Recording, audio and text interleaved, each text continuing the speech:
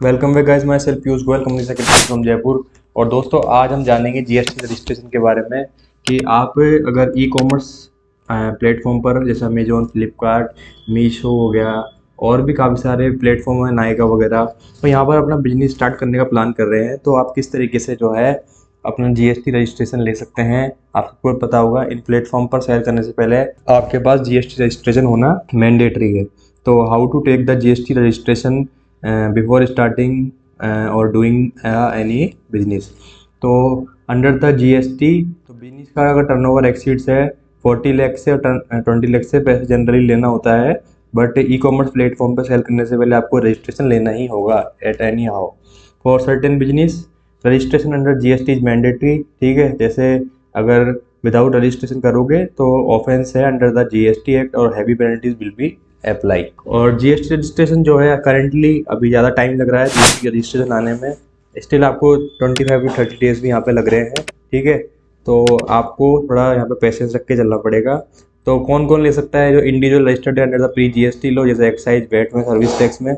Business जिनका turnover क्या है थ्रेशोल्ड लिमिट से ऊपर चला गया है 40 लाख से और 20 लाख से या 10 लाख से। कैजुअल टैक्सेबल पर्सन या नॉन रेजिडेंट टैक्सेबल पर्सन, उस केस में एजेंट्स ऑफ सप्लायर और इनपुट सर्विस डिस्ट्रीब्यूटर, और जो टैक्स पे करे under reverse charge mechanism, a person who supplies via an e commerce aggregator, every e commerce aggregator. अब हम देखेंगे कि जीएसटी रजिस्ट्रेशन लेने के लिए आपको जीएसटी पोर्टल पर अप्लाई करना पड़ेगा।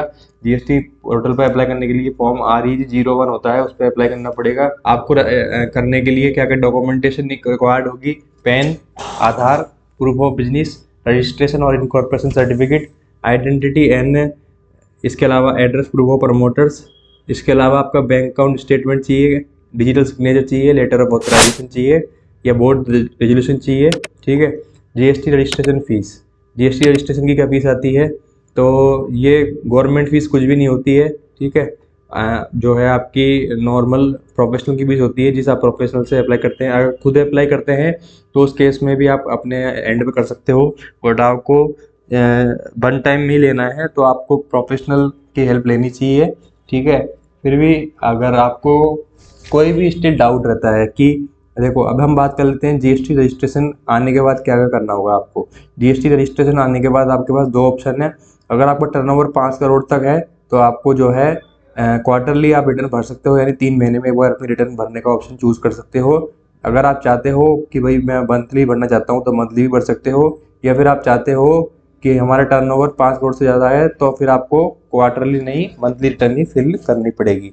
तो इसलिए रिटर्न वाला मैंने आपको बताया।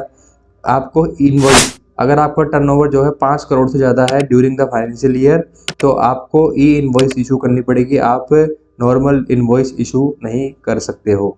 ठीक है, इसके बाद हम बात करेंगे इसमें ई वे बिल की। अगर आपको एक लोकेशन से दूसरी लोकेशन पर कोई भी माल भेजना है for the amount of more than 50,000 rupees, तो इस 50,000 और 50,000 से ज़्यादा का, तो आपको ई वे बिल बनाना पड़ेगा। और इसके अलावा आपको अपनी जो टैक्स और ये सब चीज़ें हैं ये ड्यू टाइम पे करनी पड़ेगी। अब हम बात कर लेते हैं रिटर्न फाइलिंग की ड्यू डेट की। रिटर्न फाइलिंग की ड्यू डेट की बात करें तो 10 तारीख तक आपको GSTR 1 यानी 11 तारीख तक फाइल करनी होती है।